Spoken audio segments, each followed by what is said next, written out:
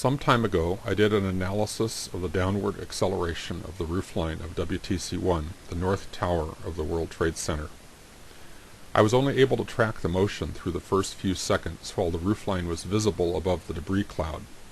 I found that the drop of the roofline occurred with sudden onset and underwent a uniform acceleration, 64% of the acceleration of gravity. I started the current project to explore whether the same acceleration continued all the way down or whether it changed as the destruction moved down the building. I found the answer to that question, but along the way I noticed something else that is perhaps even more intriguing. We'll come to that unexpected observation at the end of this video. One of the most conspicuous features of the destruction of the Twin Towers on 9/11/2001 was the rapid rate of fall. For most people, their intuition tells them that buildings do not fall in on themselves, especially that fast, in any kind of natural event. Intuition does not have the last word in a situation like this, but blindly accepting the contrary pronouncements of authority figures is little better and perhaps worse as a guide to the truth. We need to look for ourselves.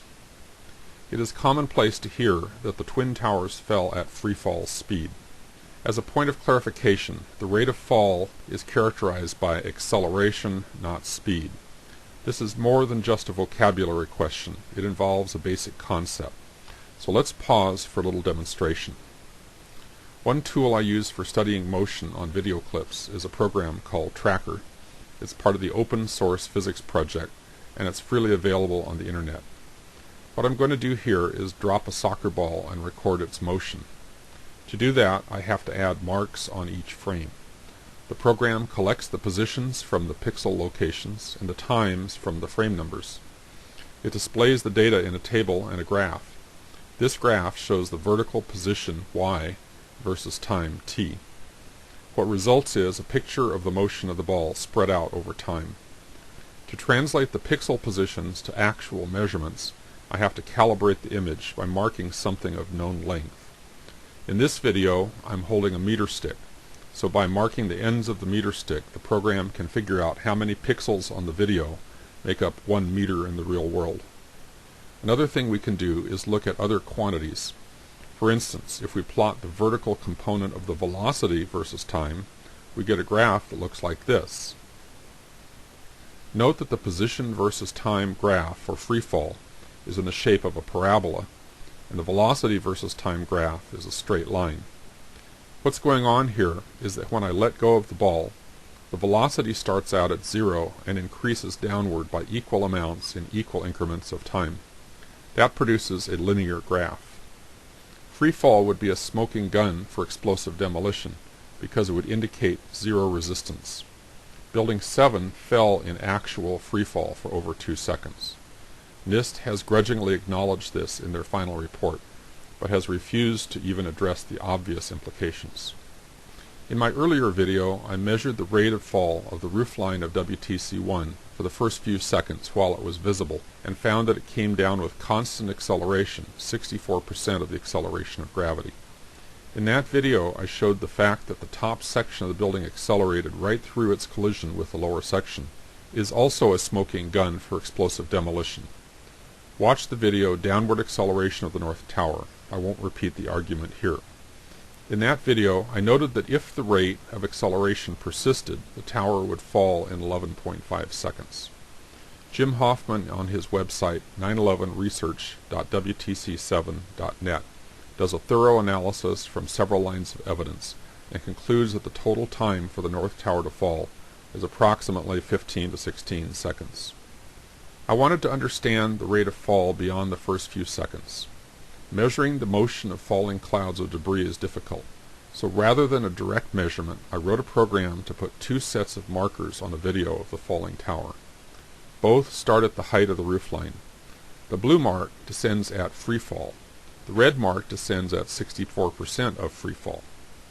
As we run through the clip, it is clear that the top of the debris cloud does indeed lag behind both marks. Even the heavy falling debris near the bottom falls at less than free fall because it is meeting air resistance. So much for the original purpose of this project. However, along the way I noticed something else.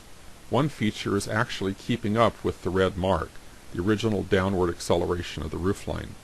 That's the sequence of ejections at the lower right on the west wall of the tower. That means this wave of ejections is the fastest moving feature in the building's descent. If anyone still believes these are naturally occurring puffs of air, caused by some internal process, such as collapsing floors, they would need to explain how such a process could propagate so fast within the building, nearly keeping pace with the heaviest debris falling only through air just a few feet away. If one assumes the floors collapse to blow out this much material in the leading wave of ejections, one would also have to explain how air pressure could be built up and maintained higher in the building for the other waves of ejections that follow. The fact is, strong, focused ejections are occurring on multiple floors simultaneously. The theory that these are simply air being squeezed out defies both common sense and any kind of honest analysis. The most reasonable way to account for the rapid wave of ejections is to recognize them to be a timed sequence of explosions designed to destroy the underlying structure of the building, top to bottom. Such a sequence would not be limited by physical conditions in the building. The downward motion of the explosions is merely a pattern designed purely for appearances, to mimic a natural collapse and to stay hidden under the canopy of the falling debris. If this was the intent, it was not accomplished successfully, as we can see. Perhaps the reason the leading wave of explosions propagate down the building at the same rate as the initial acceleration of the roofline is they were timed that way on the assumption that the building would continue to fall at the initial rate all the way down. That last point is just a speculation, of course, but the measured outcome is not.